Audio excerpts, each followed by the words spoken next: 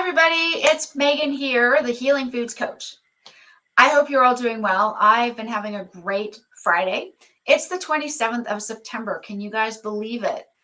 I know I'm not supposed to say this, but we are already heading around the corner, heading towards Christmas. Yay! Sorry. Okay. But seriously, I'm so glad you guys took time out of your day and that you've come back and that you want to spend time out of your days. You can watch anybody, but you're here and you're watching my video and my content. Thank you so much. I really, really do appreciate it. I know there's some very new subscribers to my channel, and I'm so glad that you've decided to do that. Thank you so much, guys. I really do appreciate your support. So today's topic. It's a topic that may end up with some controversy, but I feel like it's important and I needed to say something. So first of all, let me get this out of the way. TGIF, guys, it's Friday. And for most of us, unless you work in retail or hospitality, it's the end of the work week and a great weekend ahead and hopefully some time to take a rest, take a break. That's what I hope. So TGIF, thank goodness it's Friday. Quickly want to just remind you guys that I will be joining my good friend Rose AJ Coates. She's doing a live stream, and I will be joining her we're going to be having a really good discussion, I think, about the importance that food has on good mental health and why we need to nourish our bodies and brains so we can have good mental health, and just why it matters, why what we eat matters. Now, I would just say, and this is just from our own personal experiences. I'm coming from the perspective of having spent years with horrible, crippling anxiety and depression. And she'll be coming from her point of view of what she's experienced. Because first of all, World Mental Health Awareness Day is coming up in October on the 10th. And we both agreed that it would be a really good topic to cover. And so I really hope you guys join us on her channel. If you have not yet subscribed to her on YouTube, please do. Okay, she's super cool, great woman, and we have fun together. So I hope you guys join us on Sunday. So that's 8:30 p.m. here in the UK, 12:30 if you're in the Pacific Northwest. She lives in the state of Washington, just to give you an idea. So set your days, set your calendars, and please join in the live stream. It's going to be a really good conversation, and we always have fun, so I'm sure it'll be a good topic of discussion for us as well. Right. So the next thing I wanted to share, the main topic is, let us be supportive within our community. What do I mean by that? There are so many of us out there, and there are so many people who are absolutely encouraging and supportive and, really, really want to be helpful to others in this carnivore space. I had such an amazing time getting to talk with Bart Kay. He's one of the good ones. He really is.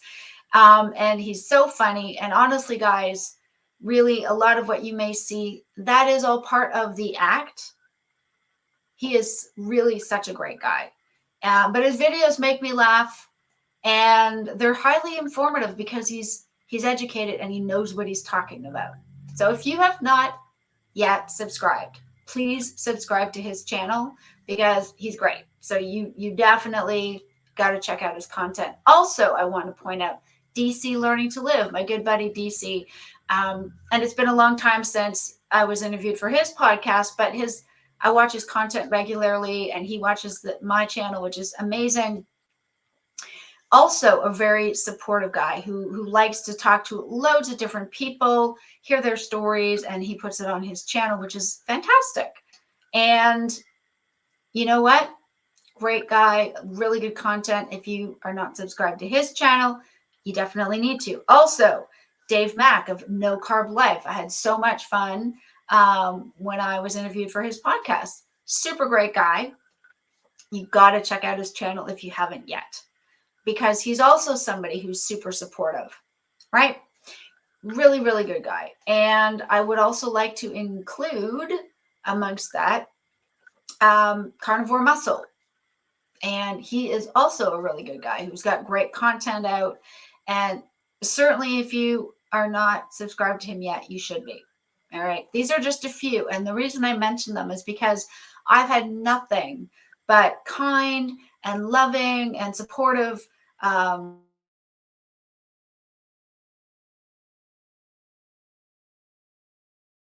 base should be. You know, we talk about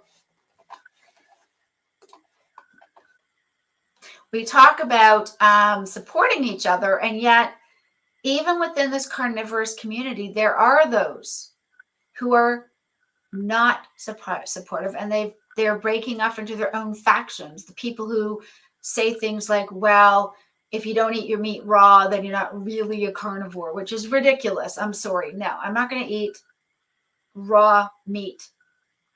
Beef, you can get away with a little bit. It's called steak tartare. Absolutely disgusting to me in concept, and I would never eat it raw on purpose. But they're telling people, oh, you got to eat it raw or you're not a real carnivore. Not true. Okay. In fact, if you go back through the anthropological history of human beings on this planet, as soon as we were able to figure out how to make a fire and cook our meat, we did. For a reason, because it's way more appetizing and way more delicious and easy to eat if it's cooked. Now, some people out there may eat certain things raw because for them they have so many gut issues and sensitivities. That seems to be the only thing that they can do, is have some of their meats raw. I would point out, though, we're talking raw beef, not lamb, not pork, and not poultry. Those are things you should never eat raw, in my opinion, because you're at high risk of catching like E. coli or listeria. Like, seriously. And plus, just ick. Now, it's like it reminds me of something out of a terrible horror movie, where the psychotic serial killer is killing his victims and eating the organs raw or something, right? Like, just, you don't have to eat your meat raw. It's not necessary. There are some people out there in this space who are promoting eating honey and loads of fruit. Well, that's not carnivore. And I'm sorry, but most of us coming into the space, or at least many of us, were metabolically unhealthy, and we're either pre-diabetic or diabetic. And so eating all of that fructose and sugar is not a good idea.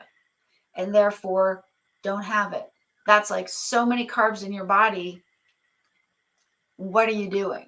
Ridiculous. You should not be telling somebody who is pre-diabetic or type 2 diabetic, yeah, eat all the honey and all the sugary fruits that you like. Well, no, that's ridiculous. You're gonna, not only are you gonna likely have them need to take metformin, but they will likely, not only that, there's a high likelihood they're going to end up having to take insulin. Like, that's terrible advice. Okay. And so, no, right? But they still call themselves carnivore. However, there are those, and I'm thinking of Dr. Barry, who doesn't label it as carnivore, ketovore, but as a proper human diet. And that is essentially where, you are eating a wide range, potentially, of animal products, and maybe including some low carb vegetables and fruit. Whatever you can tolerate and that does not affect you negatively, as humans once did. Because we did at times have to resort to fruit and vegetable if we had a long stretch between killing our animals. And so for those of us who have access to some fruits and vegetables at certain times of the year, and we can tolerate them and we don't have an adverse reaction, then it makes sense to enjoy that for that short period of time. But even then, the majority of what we're eating is coming from an animal. And to me, Bart Kay seems to put it best, where somebody who is a carnivore is somebody who consumes 70% or more of their dietary intake from an animal source. That does not have to mean only steak. And that does not have to mean only lean cuts of steak. Okay. You can enjoy red meat, poultry. So you can have beef, bison, buffalo, lamb, goat, pork, poultry, fish, seafood, anything within that realm, and also eggs, and also butter, and also full fat milk or full fat dairy if you tolerate it. If you consume those things, you are still a carnivore. And I guess my plea would be, well, let's try to be a bit more supportive and inclusive. Just because, like, I can't have dairy, I have lactose intolerance, but that does not mean that I can then, that it's okay for me to turn around and tell my husband, well, babe, if you're having milk in your coffee, you're not really you're not really keto or carnivore. It's ridiculous. Milk comes from a cow, or potentially goat's milk, right? It's coming from an animal, and he has no issues with it. He's still a carnivore. He occasionally, not very often, but once in a while, he may have some broccoli or steamed asparagus with his steak. Most often, it'll be sauteed mushrooms and onions. And so there are those who would say, well, then you're not fully a carnivore because he's including some of those plants. Of course he is. It's a very, very small amount, and it only happens every once in a while. Maybe if we're at a restaurant.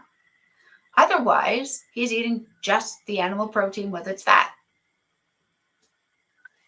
But if he does choose to include some mushrooms or onions or, some asparagus every once in a while, like once every 3 or 4 months, he's still a carnivore. And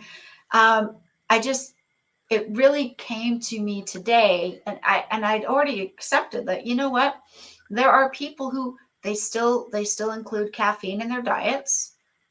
That does not mean that they're not a carnivore. I can't. The stimulants are too much for me, and they upset my gut, and they set off my IBS. So for those of you who've watched some of my older videos, I cut out caffeine in July this year, and I feel amazing. And every once in a while, I still feel tired, and I think, oh, maybe I should get a jolt of caffeine. But I know it's not worth it for me. It's too addictive to me, and it's going to keep my brain worrying over time. And then it ends up raising my cortisol levels, putting me into an often anxious mindset. And I don't want that. And that disrupts my hormones, which now, especially as a female, but particularly going through menopause, I don't want that to be the case. I want to feel as good as I do most days. And when I'm really that tired, the answer is simple. I stretch out on the sofa, close my eyes, and let myself sleep for another half hour. And then I feel fine, right? Get up, eat a bit of butter, and then maybe have breakfast. So I wanted to share that because I realized that there are some out there who are so restrictive that they are no longer allowing others that are on a more of a spectrum approach. They don't consider them to be proper carnivores. And I think that's really unfortunate. I think we need to be supportive of each other. I fully respect that there are people who are doing a lion diet for a specific reason. They are eating only red meat, water, and salt because they are so inflamed and have so many intolerances or allergies. That's all they can have in their system. They have to do that. And that's absolutely fine. And some of them are very accepting of the fact that there are many of us who actually can't do steaks, the cut that's too lean. We need to actually stick with super fatty ground beef, or we need to eat butter, or maybe we include bacon and sausages and maybe chicken or turkey. Why? Because we want a little variety, for one thing, and we can tolerate a few other things than they can. So there are those who will never say, well, I'm a true carnivore because I'm on the lion diet and you're not, which is great. But there are some out there who absolutely have that approach, which is unfortunate. And, whether you want to do more of a low carb, mostly animal products, but some low carb fruits and veg, you are still a carnivorous eater. And therefore, these people, we should be welcoming of each other and accepting of each other. I don't eat plants, not because I hated them and not because I didn't enjoy them, but because I have IBS. And it doesn't matter what plant it was. Every plant I've ever eaten has caused me issues. Every single one. Seeds, nuts, grains, cereals, pulses, legumes, fruits and vegetables. Doesn't matter where you want to pick it from. I cannot tolerate any of them. And so therefore, I don't eat any of them. Now, many of those I would not eat today because they are too high in carbohydrates. So that's a good thing. But there are some fruits and some low carb fruits and vegetables that don't cause as much damage, don't cause as much of an insulin response as the starchy ones or the sugary ones. But again, they trigger my IBS, and so I cannot eat them. But it's not because I didn't enjoy them. Okay, it's because I love them a lot. I loved, carrots smothered in butter. I loved steamed broccoli with cheese. I loved asparagus with, a bit of salt and pepper and butter on top. I loved all of those things. I loved them. They hated me back. So for people, when they say, hey, I really still like my vegetables, I don't notice any issues, I want to include some, what should I eat? That doesn't mean that they're not carnivores. Now, if you're following a truly ketogenic protocol, then your goal is to try to get into ketosis. And that's especially important for, typically the goal is because you want to get into ketosis, right? And so in that regard, there may be reasons such as dealing with things like being bipolar, maybe ADHD, possibly having had seizures. That's why you want to stay in ketosis, because that helps reduce those occurrences or improve those symptoms. Okay, fine. I don't say that I'm ketogenic per se, because I'm not trying to be in ketosis. I don't feel it. I have to. I'm not trying to prevent seizures or anything like that. So for me, that's why I don't consider myself to be in keto, because I'm not trying to get to ketosis. I'm following, I don't know, not a lapsed keto person, but I'm keto without the dairy and the plants, so carnivore by default. And that's because I don't tolerate them, but it's not because I don't like them. And it's not because I probably would have enjoyed some low carb options if I could tolerate them. I'd be lying to you if I said that if I was able to eat those things, I probably would. I don't, because they wreak havoc with me. In August, when all the blackberries were out, we have bunches and bunches of bushes out in the fields where we walk the dogs, and then along the path when we head down the hill if we're going to go to the nearby Starbucks. And my husband will stop along the way and he'll pick a few handfuls of berries. And in those moments, I'm like, oh my gosh, I wish I could do that. I don't, because I can't. One berry is enough to trigger my IBS. Still, I've been symptom free as long as I keep that stuff out of my diet. But what I've had to learn is that just because I can't have those things doesn't mean other people can't.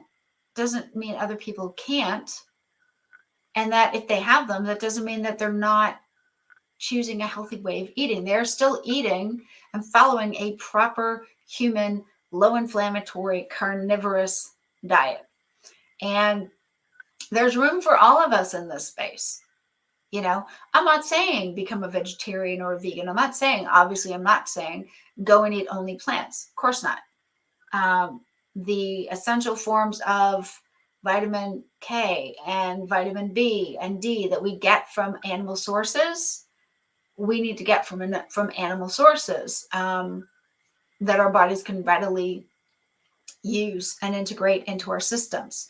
And so that is still the best way of eating. But if you want to have burger patties and some bacon and cheese and butter, and maybe you want, I don't know, you want a few steamed broccoli on the side, or you decide you want to have, you want to chop up some tomatoes and onions and smash up some avocado, make your own guacamole to go on your burger patties.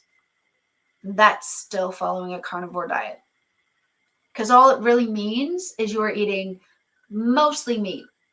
But you don't have to eat only the meat, right? I don't know. Maybe I'm saying the same thing over and over. I do that from time to time.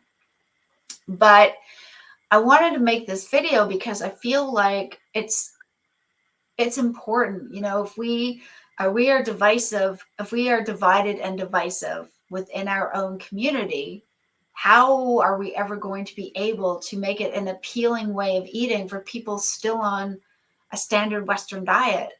If they do all kinds of good things, like they give up the processed sugar, they cut out the seed oils, they give up all the packaged junk food, right? Which is awesome, and everybody should do that for sure. Okay, it's addictive. It's highly terrible for our bodies. We need to get it out of us. No need to give big food your money unnecessarily, right? So get all that crap out. Awesome. And let's say they cut out a lot of the they cut out all the starchy carbs, but they still have an occasional couple of pieces of apple, maybe, because they're transitioning. Fine. And once they get rid of the really super sugary fruits, let's say they make a decision, hey, I've gotten rid of all the really, really, really bad stuff. I'm upping my fats, like eating more eggs. I'm having a bit more cheese, maybe having full fat milk or cream in their coffee. Fantastic. They're doing all these good things. And then what? We're going to give them a hard time because they still want to enjoy a cup of coffee. But they're drinking it with full fat milk, not the terrible skim. Or they're having it with cream, perhaps. Instead of sugar, they're adding a bit of sweetener, which is obviously not awesome, but they're transitioning. So what? We're going to tell them, no sweeteners, no sugar, no this, no that. If we don't allow them to move slowly through and feel like they have a few options, then it's going to make it really challenging for people to even want to get started. That in my personal experience. Okay. I cut that stuff out. I cut out especially the sweet stuff. I was at one point putting artificial sweetener in my coffee. I can't even imagine doing that now because that just sounds so sickly sweet to me. But when I started to transition, that was how I transitioned. Now, I came to see that anything that tasted sweet, even if it was sweetener, just made me want to eat more. So I had to cut out sweetener in my coffee and eventually learned how to drink it and enjoy it with no milk in it, just black. Okay. And then eventually gave up the caffeine. But I think if we can be far more accepting of people and not have such narrow views of what is actually carnivore and what isn't, then we may find ourselves making far more progress promoting this proper human diet to more people. And hey, if all you want to eat is lean, is lean sources of protein, that's cool. That's your thing. And if that works for you, that's awesome. I personally can't. I don't feel satisfied. I don't feel satiated. And so I have to eat lots of butter. I have chicken breast with egg yolks in the morning, but I fry it in lots of butter. And then I'll eat I'll start my day with a piece of butter, about 20 grams. And then maybe an hour or two later, I'll have breakfast. So egg yolks fried in butter with typically some diced up chicken breast or maybe some sliced up ham. That's breakfast, right?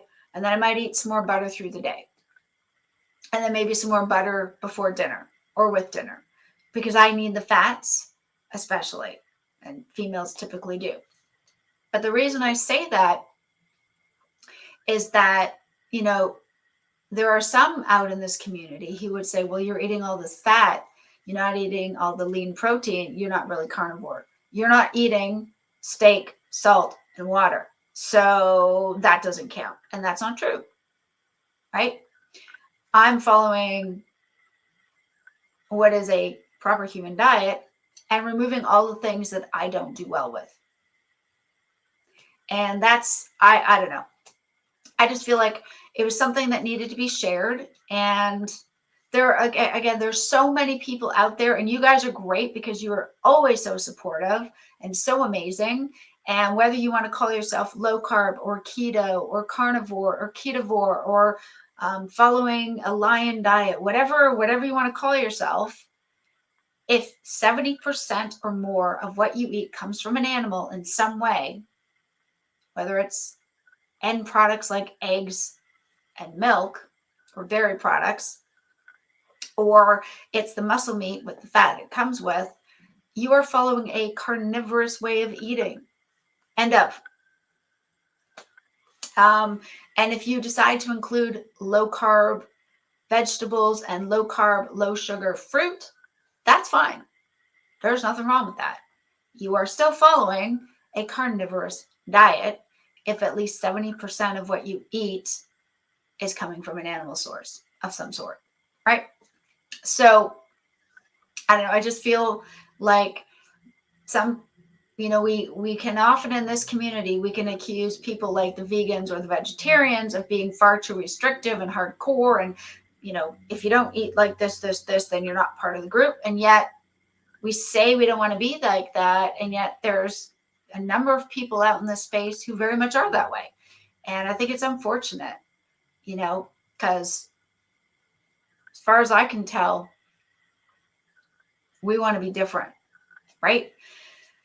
Anyways, sorry guys. I just wanted to say that whatever you want to refer to yourself as dietary wise, keto, ketovore, carnivore, lion, puma, you follow the, the great gray wolf diet, whatever. I don't know, I'm making some of that up, but you get my point. Whatever way of eating you want to describe to yourself, I think Dr. Berry's right, and that we should just all consider it part of, there's a spectrum called the proper human diet, wherein the majority of what we eat, 70% at least or above, comes from an animal source. And you decide what animal source you want that to be. It can be fish, seafood, pork, poultry, ruminant animal of some kind. Anything within that realm counts, right? Anything that walked, swam, flew, or crawled is part of a proper human diet. And you don't have to eat all of it. And you can limit yourself to one of it or some of it or a range of it. But as long as it came from an animal, at some point, you're eating a carnivorous diet. So maybe that's what we need to call it, the carnivorous diet, where, you may include vegetables and fruit. You may not. You may include some dairy. You may not. You may include multiple types of animal sources of protein and fat. And if you don't, then you're not eating a carnivorous diet. So really, that's all it means, I think, personally. Anyways, guys, sorry, this was a long one, but I was super excited. I really just had this on my heart, and I really wanted to share that with you guys. So I thank you for your support. Again, I really do appreciate you have taken time out of your busy days to actually sit and watch this video all the way through. It means a lot to me. Feel free to, as always, to share this with anyone else you think it may benefit, because that's why I make these videos, right? I have some ideas I'm working on, a couple of big projects in the background. Some more video content will be coming, of course, as always. But I just wanted to thank you guys so much for watching today.